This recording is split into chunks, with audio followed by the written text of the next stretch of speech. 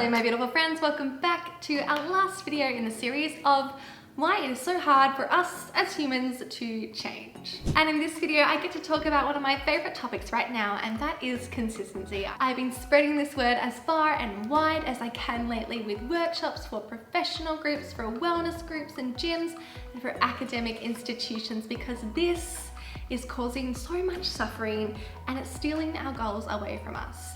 It is how we think about consistency, how we currently think about consistency, and how that makes it so hard for us to change. This current version of consistency that most of us, I see, tend to adapt has us setting goals and being on the wagon and off the wagon. It is fueled by our perfectionism mindset, and it's okay. It makes sense that so many of us have this perfectionism mindset because really it's what we're taught in school. I need everybody to know that consistency, the word consistency, should have a little footnote to it, because the word itself is not all encompassing.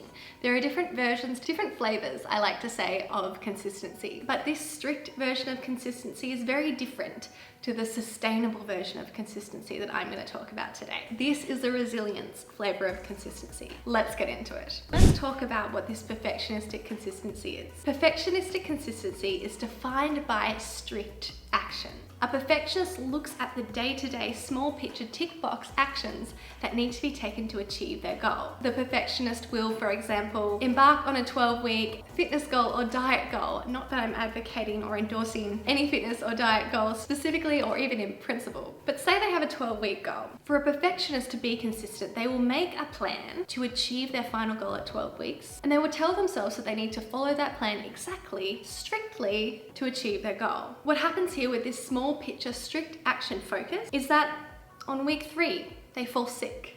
It's Monday morning and they can't make it to the first of the 5 gym sessions they had planned. Or on the diet, it's a Wednesday night, you're exhausted, you eat a cookie for comfort and it's not on your plan. So picture this graph with me. A perfectionist will set a linear track, step-by-step action that they need to take to achieve their goal. This omission of the Monday morning session or the cookie on Wednesday night on this graph has the perfectionist fall off track. They're now off this linear line. What happens here, and one of the biggest problems with this perfectionistic consistency, is that failure, we'll call it a failure. Failure is just an omission of expected or required action. So in the perfectionist plan, there's been an omission of expected action or required action in their mind. So the danger here, and why this strict consistency doesn't work, is because the perfectionist now interprets that as, I am off track. This is what I needed to do to achieve my goal. I'm not on that line anymore.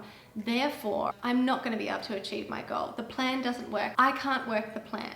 Those thoughts, those criticisms, those doubts, if they are taken under advisement, believed by the perfectionist, now logically, it doesn't make any sense to keep going. The logical thing is to stop, to give up on your goal, because you're not going to make it anyway. You're off track. Why bother? So that brings me to the other component of this perfectionistic consistency. This consistency is defined by it requires action without failure. Once there is a failure, once you eat the cookie, there's no point. This small picture failure is interpreted as an inevitable big picture failure or conflated with a big picture failure. No wonder it's hard to be consistent under that definition. Now, often you don't see or hear your brain offer these thoughts explicitly. It often takes us a couple levels of questioning, of reasoning, to find out that that's what your brain is actually offering. I didn't take action here, I expected there to be action here, therefore there's a small picture failure here, therefore there's an inevitable big picture failure, therefore I should give up. So this is the version of consistency that we need to work on deprogramming. It often doesn't happen all at once, and we don't just leave that space blank.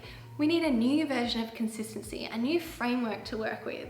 And this is the resilient consistency, or resilience as I like to call it. Instead of strict action, we think about sustained action.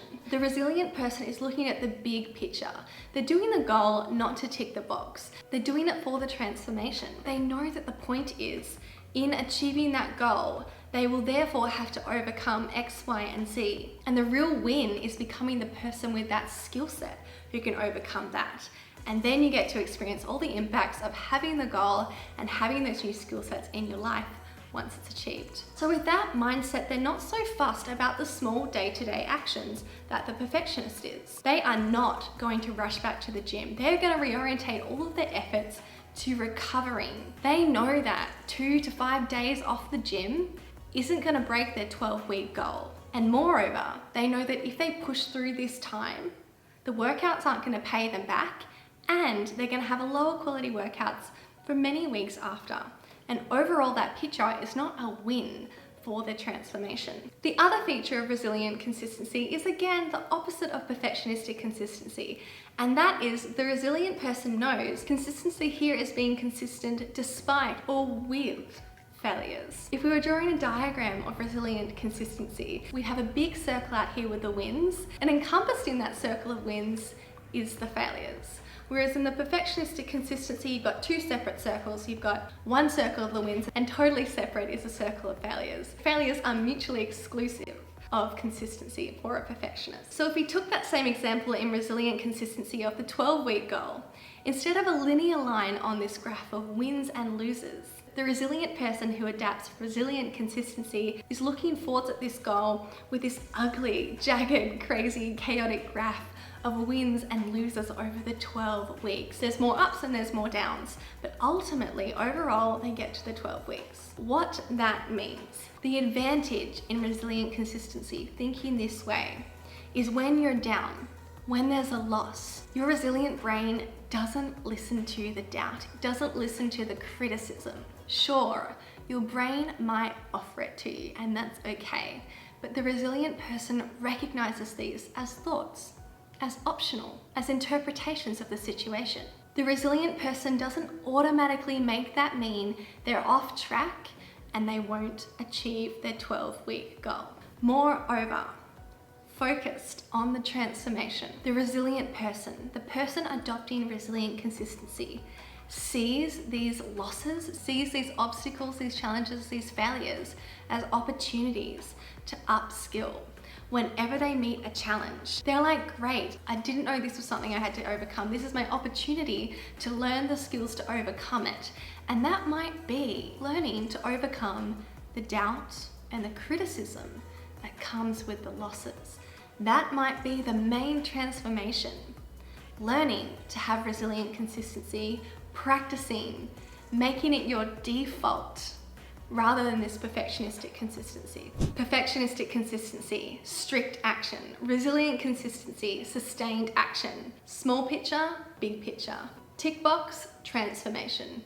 Without failures, embracing, learning from, growing from failures.